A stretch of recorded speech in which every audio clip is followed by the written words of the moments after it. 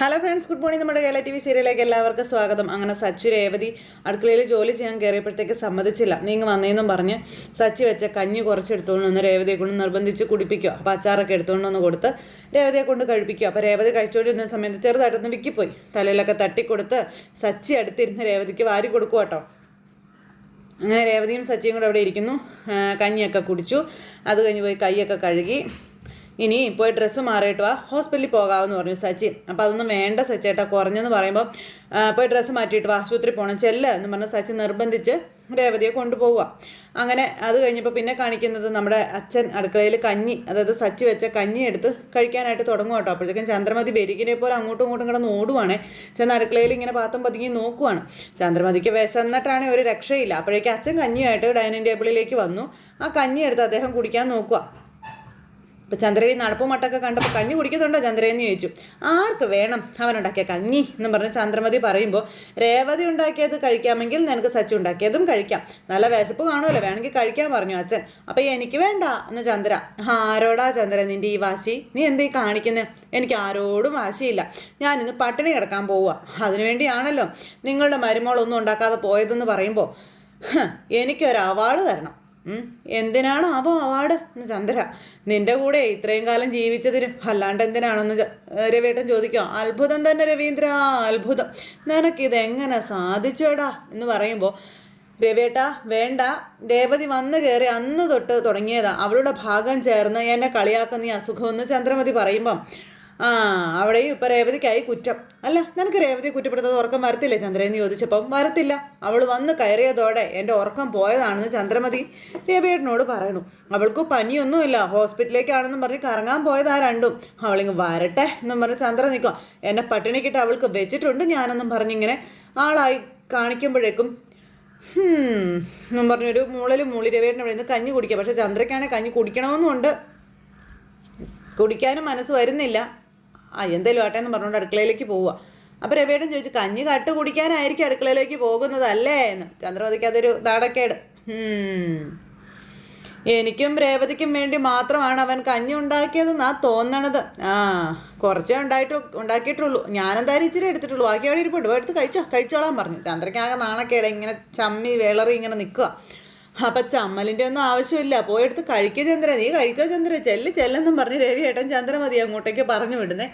എന്നിട്ട് എന്നും പറഞ്ഞ് രവിയേട്ടൻ അവിടെ ഇരുന്ന് കഞ്ഞി വാരി കുടിച്ചുകൊണ്ടിരിക്കുക. ഈ സമയത്ത് ഡോക്ടറെ കണ്ടു മരുന്നും വാങ്ങിച്ച് രേവതിയും സച്ചിയും കൂടി ഇങ്ങോട്ടേക്ക് വന്നു. അപ്പോൾ ഡോക്ടർ പറഞ്ഞത് കേട്ടില്ലേ, നല്ല റെസ്റ്റ് എടുക്കണമെന്ന് പറഞ്ഞത് കേട്ടില്ലേ എന്ന് സച്ചി രേവതിയോട് ചോദിക്കുമ്പോൾ, അപ്പോൾ വീട്ടിലെ ജോലിയൊക്കെ ആര് ചെയ്യുമെന്ന് ചോദിച്ചു രേവതി. അപ്പോൾ വീട്ടിൽ വേറെ ആൾക്കാരുണ്ടല്ലോ, അവർ ചെയ്യട്ടെ എന്ന് പറഞ്ഞു സച്ചി. രേവതി തലയാട്ടുക. നീ വെച്ച് വിളമ്പി കൊടുത്താൽ തിന്നാൻ ആൾക്കാരുണ്ടാകും, നീ അസുഖം വന്ന് കിടന്നു പോയാലേ നോക്കാൻ ആരും ഉണ്ടാവില്ല, ഞാനേ കാണുള്ളൂ എന്ന് സച്ചി അന്നേരം രേവതിയോട് പറഞ്ഞു. ബാ, സ്ഥിരം കസ്റ്റമേഴ്സിന് പൂ കൊടുക്കാൻ അമ്മയെ വിളിച്ചു പറയാം. 3 ദിവസത്തേക്കാണ് മരുന്ന് എഴുതിയിട്ടുള്ളതെന്നും മരുന്നും ഭക്ഷണമൊക്കെ കൃത്യമായിട്ട് കഴിച്ചോളണമെന്നും പറഞ്ഞു. പിന്നെ നിനക്ക് മരുന്ന് കഴിക്കാൻ മടിയാ, 1 or 2 നേരം കഴിച്ച് കഴിഞ്ഞിട്ട് പനി മാറിയെന്ന് പറഞ്ഞിട്ട് പിന്നെ അത് എടുത്ത് കളഞ്ഞേക്കരുതെന്ന് പറഞ്ഞു. പിന്നെ വീട്ടിലെത്തിയ ഉടനെ മൂടി പൊതിച്ച് കയറി കിടന്നോളണം, മുറി വിട്ട് പുറത്തിറങ്ങിയാലുണ്ട് എന്നിട്ട് ചെവിക്കാൻ പിടിക്കുമെന്നൊക്കെ സച്ചി പറയുമ്പോൾ, മുറിയിൽ കിടന്ന് അമ്മ വഴക്ക് പറയില്ലേ സച്ചിയേട്ടാ എന്ന് ചോദിച്ചു. അപ്പോൾ ഒരാൾ നിന്നെ വഴക്ക് പറയില്ല, ഇനി പറഞ്ഞാൽ അവരുടെ വായടപ്പിക്കാനൊക്കെ എനിക്കറിയാവുന്നും സച്ചി അന്നേരം പറഞ്ഞു. വാ നമുക്ക് പോകാമെന്ന് പറഞ്ഞ് സച്ചി രേവതിയും കൂടെ മരുന്ന് മേടിച്ച് വീട്ടിലേക്ക് പോകാൻ ഇറങ്ങുന്ന സമയത്ത് രേവതി ഒരു കാഴ്ച കണ്ടു. സച്ചേട്ടാ എന്നും പറഞ്ഞ് ഇങ്ങനെ വിളിച്ചു കേട്ടോ. ഞാനേ ഈ ബില്ല് നോക്കുന്നത്, കാശ് കൊടുക്കണ്ടേ എന്നൊക്കെ പറഞ്ഞുകൊണ്ട് ഇങ്ങനെ ഇങ്ങനെ പറഞ്ഞുകൊണ്ടിരിക്കുന്ന ഈ ഒരു സമയത്താണ് ആ വണ്ടി നമ്മുടെ, അതായത് ഈ സ്ട്രെച്ചറിലേക്ക് ഒരു കൊച്ചിനെയും കൊണ്ട് വരുന്നത് രേവതി കണ്ട് കാണിച്ചു കൊടുക്കുന്നത്. വിമലാൻറ്റി അല്ലേ എന്ന് ചോദിച്ചു. ആരാ? ശ്രുതിയുടെ അമ്മ. വിമലാൻറ്റി അല്ലേ അത് എന്നും പറഞ്ഞ് കാണിച്ചു കൊടുത്തപ്പോൾ ശരിയാ, ശ്രുതിയുടെ അഹങ്കാരം തൽക്കാലത്തേക്ക് കുറച്ച് ഒതുങ്ങും, അത് ഉറപ്പാണ്. അപ്പോൾ അയ്യോ വിമലാൻറ്റി ആണല്ലോ അത് വന്നേ സച്ചേട്ടാന്ന് പറഞ്ഞ് ഇവർ ഓടി അങ്ങോട്ടേക്ക് ചെല്ലും കേട്ടോ. അപ്പോൾ ആദ്യക്കൂട്ടൻ എന്തോ പറ്റിയതാ. അപ്പോൾ ആൻറ്റി എന്നും പറഞ്ഞുകൊണ്ട് ഇവർ ഓടി വിമലാൻറ്റിയുടെ അടുത്തേക്ക് ചെന്നു. ആൻറ്റി എന്ത് പറ്റിയെന്ന് ചോദിച്ചു. അത് പിന്നെ കാറിൻ്റെ മുന്നിൽ ചെന്ന് വീണതാ, കണ്ണിന് എന്തോ വലിയ പ്രശ്നം ഉണ്ടെന്നും പറഞ്ഞ് ഓടി നമ്മുടെ വിമലാൻറ്റി. അപ്പോൾ കൊച്ചിനെയും കൊണ്ട് അവരകത്തേക്ക് കയറി പോയിട്ടോ. അപ്പോൾ ഡോക്ടർ വന്നു. എന്താ പറ്റിയെന്ന് ചോദിച്ചു. അപ്പോൾ കാറിൻ്റെ മുന്നിൽ ചെന്ന് ചാടിയത്, ബ്രേക്ക് ഇട്ടത് കൊണ്ട് ഇടിച്ചില്ല, കണ്ണിന് പരിക്ക് പറ്റിയിട്ടുണ്ടെന്ന് വിമലാൻറ്റി പറയാം. നാട്ടിലെ ഹോസ്പിറ്റലിൽ കാണിച്ചിരുന്ന അവിടുത്തെ ഡോക്ടർ ഇവിടെ കാണിക്കാൻ പറഞ്ഞു എന്ന് പറഞ്ഞ് വിമലാൻറ്റി ഭയങ്കര കരച്ചിൽ. അപ്പോൾ ഈ ഡോക്ടർ ഇങ്ങനെ നോക്കുക കേട്ടോ. അപ്പം അങ്ങനെ നോക്കിക്കഴിഞ്ഞപ്പോൾ പെട്ടെന്ന് വേണ്ടത് ചെയ്യണം ഡോക്ടറെ എന്നും പറഞ്ഞുകൊണ്ട് ഇങ്ങനെ പറയുക കേട്ടോ. എൻ്റെ കുഞ്ഞെന്നും പറഞ്ഞു വിമലാൻ്റി ഭയങ്കര കരച്ചിൽ. അപ്പോൾ മുറിവ് നെർവിനെ ബാധിച്ചിട്ടുണ്ടോ എന്ന് നോക്കണം, ബാധിച്ചിട്ടുണ്ടെങ്കിൽ പെട്ടെന്ന് തന്നെ ഓപ്പറേഷൻ വേണ്ടി വരുമെന്ന് പറഞ്ഞു. അപ്പോൾ ഡോക്ടറെ എൻ്റെ കുഞ്ഞെന്നും പറഞ്ഞു വിമലാൻ്റി ഭയങ്കര കരച്ചില്ല. അപ്പോൾ സച്ചി രേവതിയും ഭയങ്കരമായിട്ട് ടെൻഷനായോ അയ്യോ എന്നും പറഞ്ഞേ. അപ്പോൾ നിങ്ങളൊക്കെ ഒന്ന് പുറത്ത് നിന്ന് ഞാനൊന്ന് നോക്കട്ടെ എന്ന് ഡോക്ടർ പറഞ്ഞു. പെട്ടെന്ന് ചെല്ല് എന്ന് പറഞ്ഞ് അവരെ പറഞ്ഞു വിട്ടു. അതിനുശേഷം ഡോക്ടർ നമ്മുടെ ആദ്യക്കുട്ടനെ പരിശോധിക്കാനായിട്ട് നോക്കുക കേട്ടോ. ഈ സമയത്ത് പുറത്ത് ചെന്നിരിക്കുകയാണ് നമ്മുടെ വിമലാൻ്റി. അതായത് രേവതി കൊണ്ടുവന്ന് ആൻറ്റി അവിടെ ഇരുത്തുക. എന്നിട്ട് രണ്ടുപേരും അപ്പുറം ഇപ്പുറം ഇരുന്ന് വിമലാൻ്റിയെ സമാധാനിപ്പിക്കുകയാണ്. അപ്പോൾ ആദ്യക്കുട്ടനെ എന്താ പറ്റിയതെന്ന് അറിയാത്തത് കൊണ്ട് ഇവർക്കും ആകെ ഒരു വിഷമവും ടെൻഷനും ഒക്കെ. കരയാതെ ആൻറ്റി ഇങ്ങനെ സങ്കടപ്പെടലേ, കുഴപ്പമൊന്നും ഇല്ലെന്ന് ഡോക്ടർ പറഞ്ഞില്ലേ എന്നൊക്കെ ചോദിച്ച് സമാധാനിപ്പിക്കുക രേവതി. ആൻറ്റി എവിടെ വെച്ചാൽ സംഭവിച്ചതെന്ന് ചോദിച്ചു സച്ചി അന്നേരം. വീട്ടിൻ്റെ മുന്നിൽ റോട്ടിൽ വെച്ച് തന്നെ കളിക്കുന്നതിനിടയിൽ റോട്ടിൽ വീണ പന്തെടുക്കാൻ ചെന്നപ്പോൾ ആ വണ്ടിയുടെ മുന്നിൽ പെട്ടതെന്ന കാര്യം ആൻറ്റി പറഞ്ഞു. പെട്ടെന്ന് ബ്രേക്ക് ചെയ്തത് കൊണ്ട് വേറൊന്നും സംഭവിച്ചില്ല എന്നും ആൻറ്റി ഇങ്ങനെ പറയുക കേട്ടോ. കാറ് നിർത്താതെ പോയെന്നും പറഞ്ഞു. ഇത് കേട്ടപ്പോൾ ഇവനൊക്കെ എന്താ വേണ്ടതെന്ന് അറിയാമോ, മനുഷ്യനാണ് ഇവനൊക്കെ എന്നൊക്കെ സച്ചി ഇങ്ങനോട് നിന്ന് പറഞ്ഞു. കുഞ്ഞിനെ ഹോസ്പിറ്റലിൽ എത്തിക്കാനുള്ള മര്യാദയെങ്കിലും കാണിക്കേണ്ടായിരുന്നു എന്ന് ചോദിച്ചു. അത്രയും നേരം ഞാൻ അവൻ കളിക്കുന്നത് നോക്കിക്കൊണ്ടിരിക്കുകയായിരുന്നു, അടുപ്പത്ത് വെച്ചത് നോക്കാനായിട്ട് അടുക്കളയിലേക്ക് പോയപ്പോഴാണ് ഇത് സംഭവിച്ചതെന്ന് പറഞ്ഞു. ഇങ്ങനെയൊക്കെ സംഭവിക്കുമെന്ന് ഞാൻ ഒരിക്കലും കരുതിയില്ലെന്നൊക്കെ പറഞ്ഞ് ആൻറ്റി ഭയങ്കര കരച്ചിലാട്ടോ.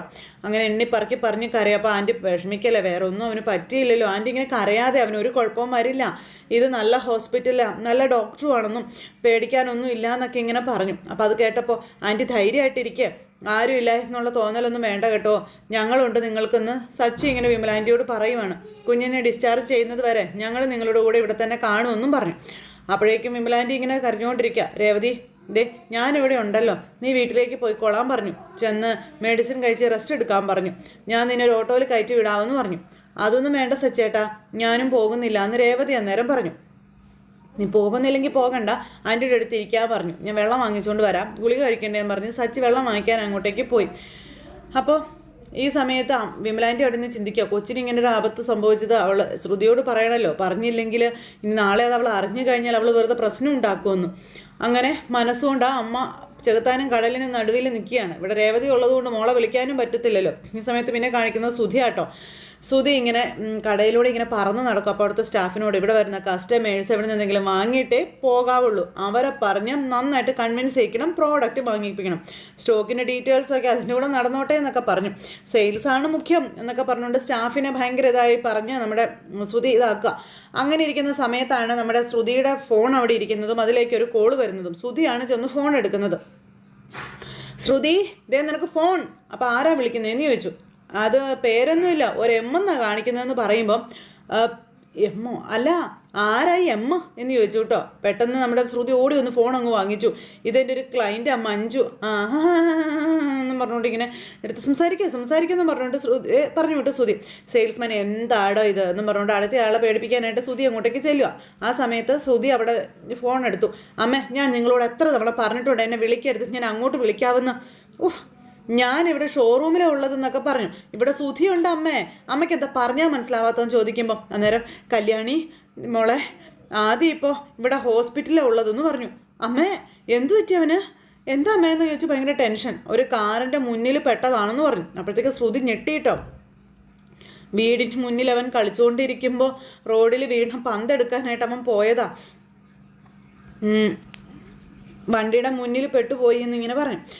അവൻ്റെ കണ്ണിന് മുകളിലായിട്ട് വലിയൊരു മുറിവുണ്ടെന്നും പറഞ്ഞു. അപ്പോൾ അതൊക്കെ കേട്ട് വല്ലാണ്ടായി നിൽക്കുക ശ്രുതി. മുറിവ് നെർവിനെ ബാധിച്ചിട്ടുണ്ടെങ്കിൽ ഓപ്പറേഷൻ വേണ്ടി വരുമെന്നാണ് ഡോക്ടർ പറഞ്ഞതെന്നൊക്കെ പറയുമ്പോൾ അയ്യോ എന്നും പറഞ്ഞുകൊണ്ട് ശ്രുതി നെഞ്ചത്ത് കൈ വെക്കും കേട്ടോ. അമ്മ ഇപ്പോൾ ഏത് ഹോസ്പിറ്റലാണ് ഉള്ളതെന്ന് ചോദിച്ചു. അന്ന് എന്നെ അഡ്മിറ്റ് ചെയ്തൊരു ഹോസ്പിറ്റലില്ലേ അവിടെയാണ് ഉള്ളതെന്ന് പറഞ്ഞു. അത് കേട്ട് കഴിഞ്ഞപ്പോഴത്തേക്കും ശ്രുതിക്ക് എന്ത് ചെയ്യണമെന്ന് അറിയില്ല.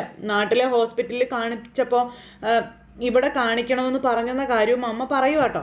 അപ്പോഴാണ് ശ്രുതി അങ്ങോട്ടേക്ക് വരുന്നത്. ശ്രുതി എന്നും പറഞ്ഞ് വിളിച്ചു. ആ സമയത്ത് സർ വരുവ സർ എന്നും പറഞ്ഞുകൊണ്ട് ശ്രുതിയുടെ അരികിലേക്ക് ഒരു ചേട്ടനെ വിളിച്ചുകൊണ്ട് ശ്രുതി ചെല്ലും. അപ്പോൾ എന്താ ശ്രുതി, അത് ഒരു പ്രധാനപ്പെട്ട ഒരു കോളായിരുന്നു സർ, ഇതാണ് എൻ്റെ വൈഫ്, നമസ്കാരം എന്നൊക്കെ പറഞ്ഞ് പരിചയപ്പെടും അങ്ങോട്ടും ഇങ്ങോട്ടും. പിന്നെ ഇദ്ദേഹം നമ്മൾ സെയിൽ ചെയ്യുന്ന ഈ വാഷിംഗ് മെഷീൻ്റെ ഡീലറാണെന്നൊക്കെ പറഞ്ഞു. അമ്മ ഫോണും പിടിച്ച് അപ്പുറം നിൽക്കുക. അപ്പോൾ സാർ ഞാൻ ഇന്നിങ്ങനെ ഒരു ബിസിനസ് ചെയ്യാനുള്ള കാരണം തന്നെ ശ്രുതിയുടെ ഫുൾ സപ്പോർട്ടും ഉണ്ട് എനിക്ക് എന്നൊക്കെ പറഞ്ഞ് ശ്രുതി പറയുന്നു കേട്ടോ. അപ്പോൾ നിങ്ങൾ സംസാരിക്കുക, ഞാനിപ്പോൾ വരാവേ, അർജൻറ്റാ എന്നും പറഞ്ഞുകൊണ്ട് ഫോണും കൊണ്ട് ഇങ്ങോട്ട് നമ്മുടെ ശ്രുതി ഇങ്ങനെ അവിടെ നിന്ന് ഫോണിൽ അമ്മയോട് വീണ്ടും സംസാരിക്കുക കേട്ടോ. അപ്പോൾ എന്താ കല്യാണി ചെയ്യേണ്ടതെന്ന് ചോദിക്കും. അപ്പോൾ എനിക്ക് ആദ്യം കാണണോ അമ്മയെന്ന് പറഞ്ഞപ്പോൾ നീ ഇപ്പോൾ ഇവിടേക്ക് വരണ്ട, അത് സച്ചിയും രേവതിയും ഇവിടെ ഉണ്ടെന്ന് പറഞ്ഞു. ശ്രുതിയുടെ അടപ്പ് തെറിച്ചു.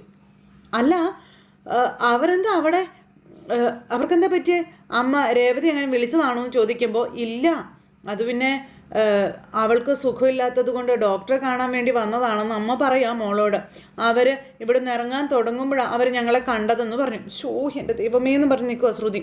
അവർ രണ്ടുപേരും ഇവിടെ തന്നെ ഉണ്ട്, ഞാൻ മാറി നിന്ന് അവരറിയാതെ നിന്നെ വിളിച്ചതാണെന്ന് പറഞ്ഞു. ഷോ എൻ്റെ അമ്മ, ഇനി എന്തെങ്കിലും പറഞ്ഞ് അവരെ അവിടെ നിന്ന് പറഞ്ഞു വിടാൻ നോക്കാൻ പറഞ്ഞു.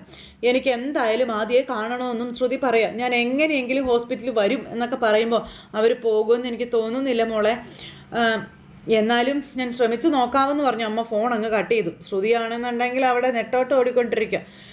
എൻ്റെ ദൈവമേ, ഞാനിനി എന്ത് ചെയ്യാനാ? എനിക്ക് ആദ്യമേ കാണണം, എനിക്ക് കണ്ടേ പറ്റൂ, ഹോസ്പിറ്റലിൽ പോയേ പറ്റുള്ളൂ. ശ്രുതിയോട് എന്തു പറഞ്ഞ് ഞാനിവിടെ നിന്ന് ഇറങ്ങും? സച്ചിയും രേവതിയും ആണെങ്കിൽ ഹോസ്പിറ്റലിലും ഉണ്ട്. അമ്മ പറഞ്ഞാൽ അവർ പോവോ? എന്നെ അവരവിടെ കണ്ടാൽ ആകെ പ്രശ്നമാവുമല്ലോ. ഇപ്പം എന്താ ഞാൻ ചെയ്യുക എന്നൊക്കെ ഓർത്ത് ശ്രുതി അവിടെ നിൽക്കുന്നു.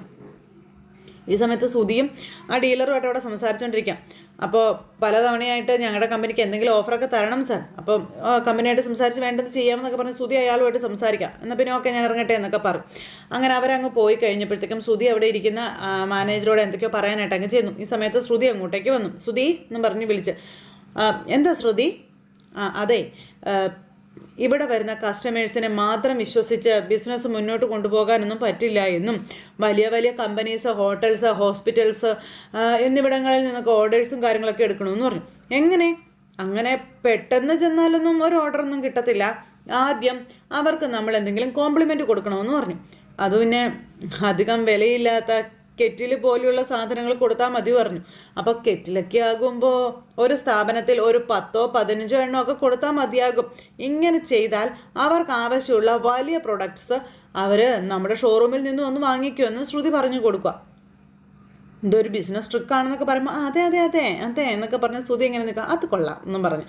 ഒരു കാര്യം ചെയ്യാം, നമുക്ക് അതിനൊരു റെപ്രസെൻറ്റേറ്റീവിനെ വയ്ക്കാം, ഇതൊക്കെ അവർ ചെയ്തോളുമല്ലോ എന്ന് പറയുമ്പം റെപ്രസെൻറ്റേറ്റീവിനെയൊക്കെ വെച്ചാൽ ശമ്പളം കൊടുക്കേണ്ടി വരില്ല എൻ്റെ ശ്രുതി, ഇതൊക്കെ ഞാൻ ചെയ്തോളാമെന്ന് പറഞ്ഞു. പിന്നെ ഞാൻ ഇപ്പം തന്നെ പോകാമെന്നും പറഞ്ഞ് ശ്രുതി പറയുമ്പോഴത്തേക്കും ശ്രുതി എന്നും പറഞ്ഞ് ഇങ്ങനെ നിൽക്കുക കേട്ടോ. പാർലറിൽ നിന്ന് വർക്ക് കുറവാണ്, ഇവിടെ ചില ഹോസ്പിറ്റൽസും കാര്യങ്ങളൊക്കെ ഉണ്ടല്ലോ, കുറച്ച് കെറ്റിൽസ് അവിടെ കൊണ്ടുപോയി കൊടുക്കാമെന്നൊക്കെ പറഞ്ഞു. മാനേജറോട് സംസാരിച്ച് ഇന്ന് തന്നെ ഓർഡർ എടുക്കാനൊക്കെ നോക്കാം എന്നൊക്കെ പറഞ്ഞു. അത് കേട്ട് കഴിഞ്ഞപ്പോഴത്തേക്കും ശ്രുതി ഇങ്ങനെ അടിമുടി നോക്കുക ശ്രുതിയെ. ഓശോ എന്നും പറഞ്ഞു.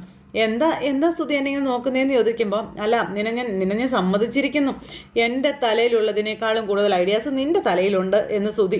ഇങ്ങനെ നിൻ്റെ തല ഉപയോഗിച്ചാൽ 1 വർഷത്തിനകം നമ്മൾ ഇതുപോലെ വേറൊരു ഷോറൂമും കൂടെ ഓപ്പൺ ചെയ്യും. വെൽ ഡൺ, ഗുഡ്, അടിപൊളി ശ്രുതി, അടിപൊളി എന്നും പറഞ്ഞ് ശ്രുതി നിൽക്കുന്നു. പൊട്ടനെ പറ്റിച്ചിറങ്ങി പോകണമെന്ന് പൊട്ടനെ അറിയത്തില്ലല്ലോ. ഒരു ദീർഘശ്വാസവും ഇട്ട് നമ്മുടെ ശ്രുതിയെ പറ്റിച്ച് ശ്രുതി പോവുക. അപ്പോൾ കെറ്റിൽസ് ഇവിടുന്ന് കൊണ്ടുപോകാം, പക്ഷേ കെറ്റിൽസൊക്കെ എടുത്ത് മീരയുടെ വീട്ടിൽ വെക്കാം, അങ്ങനെ ചെയ്യാം എന്നും പറഞ്ഞ് ശ്രുതി ബമ്പർ പ്ലാനിങ്ങുമായിട്ടാണ് ഇവിടുന്ന് പോകുന്നത്. ആ സമയത്ത് ശ്രുതി അങ്ങോട്ടേക്ക് വന്നു. എല്ലായിടത്തും നമ്മുടെ വിസിറ്റിംഗ് കാർഡൊക്കെ എടുത്തിട്ടുണ്ടല്ലോ അല്ലേ? അങ്ങനെ കൊടുത്താൽ മാത്രമേ അവർക്ക് നമ്മളെ കോൺടാക്ട് ചെയ്യാൻ പറ്റൂ. എവിടെയൊക്കെ ബിസിനസ് നടക്കാൻ സാധ്യതയുണ്ടോ അവിടെയെല്ലാം കൊടുത്തോളാൻ പറഞ്ഞു. ഓക്കെ ശരി എന്നാന്നും പറഞ്ഞുകൊണ്ട് അതുമായിട്ട് പോവുക. അപ്പോൾ 10 കെറ്റിൽ പോയാൽ എന്താ, 10 ലക്ഷത്തിൻ്റെ ബിസിനസ്സിലേ നടക്കാൻ പോകുന്നത് എന്നും പറഞ്ഞുകൊണ്ട് ശ്രുതി അവിടെ അങ്ങനെ നിൽക്കുക കേട്ടോ. ഈ സമയത്ത് നമ്മുടെ സച്ചിയും രേവതി അവിടെ വിഷമിച്ച് നിൽക്കുവാണ്. വിമലാൻ്റിയുടെ ആ ഒരു വിഷമം കണ്ടിട്ട്. ഡോക്ടർ എന്താ പറയുന്നതെന്ന് അറിയില്ലല്ലോ. അപ്പോഴേക്കും ഡോക്ടർ ഇറങ്ങി വന്ന് ഇവരോട് ചെന്നെന്താണെന്ന് അറിയാൻ വേണ്ടിയിട്ട്. അപ്പോൾ കണ്ണിൻ്റെ മുകളിലുള്ള മുറിവ് കുറച്ച് ആഴത്തിലുള്ളതാണെന്നും അപ്പോൾ അത് നെർവിനെ ബാധിച്ചിട്ടൊന്നുമില്ല, അതുകൊണ്ട് ഓപ്പറേഷനൊന്നും വേണ്ട എന്ന് ഡോക്ടർ വന്ന് ഇവരോട് പറഞ്ഞു. മുറിവിൽ ബാൻഡേജ് ഇട്ടിട്ടുണ്ടെന്നും വേറെ കുഴപ്പങ്ങളൊന്നും ഇല്ല എന്നും പറഞ്ഞു. അല്ല ഇന്ന് വീട്ടിലേക്ക് പോകാൻ പറ്റുമോ ഡോക്ടർ എന്ന് ചോദിക്കുമ്പോൾ അതൊക്കെ ഞാൻ പറയാം, നിങ്ങൾ വെയിറ്റ് ചെയ്യാൻ പറഞ്ഞു. അപ്പോൾ നന്ദി ഡോക്ടർ എന്ന് പറഞ്ഞു വിമലാൻ്റി അവിടെ നിൽക്കുന്നു. ഡോക്ടർ ഇങ്ങോട്ട് പോന്നു. ഇപ്പം ആൻറ്റിക്ക് സന്തോഷമായില്ലേ എന്ന് ചോദിച്ചു. പ്രശ്നമൊന്നും ഇല്ലല്ലോ, നിങ്ങൾ കൂടെ നിന്നത് വലിയ ആശ്വാസമായിരുന്നു വിമലാൻ്റി അന്നേരം സച്ചിയോടും രേവതിയോടും പറഞ്ഞു. ഞങ്ങൾ കാരണം നിങ്ങൾക്കും ബുദ്ധിമുട്ടായല്ലേ എന്ന് രേവതിയോട് ചോദിക്കുക കേട്ടോ. അപ്പോഴേക്കും സച്ചി വിമലാൻ്റിയുടെ അടുത്തേക്ക് നിന്നിട്ട് ബുദ്ധിമുട്ടോ ആൻറ്റി എന്താ ഇങ്ങനെയൊക്കെ പറയുന്നതെന്ന് ചോദിച്ചു. കുഞ്ഞിന് കുഴപ്പമൊന്നും ഇല്ലയെന്ന് ഡോക്ടർ പറഞ്ഞല്ലോ, അവനെ നോക്കാൻ ഞാൻ മതി, നിങ്ങൾ വീട്ടിലേക്ക് പോയിക്കോളാൻ പറഞ്ഞു. നിങ്ങൾ രണ്ടുപേരെയും തനിയെ വിട്ട് ഞങ്ങൾക്ക് അങ്ങനെ പോകാൻ കഴിയുമോ ആൻറ്റി? ഞങ്ങൾ അങ്ങനെ പോവോ? അവനെ ഡിസ്ചാർജ് ചെയ്യുന്നത് വരെ ഞങ്ങൾ ഇവിടെ തന്നെ കാണുമെന്ന് സച്ചി പറയുമോ? അല്ല മോനെ, രേവതിക്ക് സുഖമില്ലാത്തതല്ലേ, ഇവിടെ ഇങ്ങനെ നിൽക്കേണ്ട കാര്യമില്ല. നിങ്ങൾ ചെല്ലാൻ പറഞ്ഞു. അപ്പം ഞാൻ ഗുളിക കഴിച്ചില്ലേ ആൻറ്റി? എനിക്കിപ്പോൾ പനി കുറവുണ്ടെന്ന് രേവതി പറയുക. എത്ര വേണമെങ്കിലും ഞാനിവിടെ നിന്നോളാം, ഒരു പ്രശ്നവും ഇല്ല ആൻറ്റി എന്ന് രേവതിയും പറഞ്ഞു. എന്തായാലും ശ്രുതിയുടെ കാലനായിട്ടാണ് അവർ രണ്ടുപേരും ഒന്ന് മരുന്നിനും ഇങ്ങോട്ട് വന്നത്.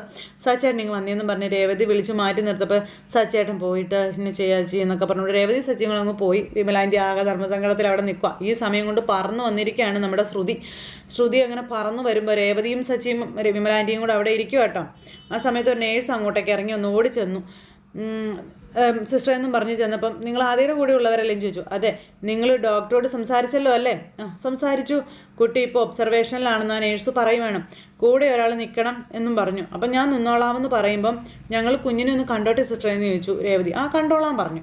അങ്ങനെ അതും പറഞ്ഞ് സിസ്റ്റർ അങ്ങോട്ടേക്ക് പോയി. ഈ സമയത്ത് ശ്രുതി ഓടിപ്പാഞ്ഞ് അവിടേക്ക് വന്നു. ഈ കവറും പിടിച്ചോണ്ടാണ് വരുന്ന സമയത്ത് എന്തായാലും അവരെന്നെ ആദ്യയുടെ അടുത്തെങ്ങാനും കണ്ടാൽ പ്രശ്നമാകും.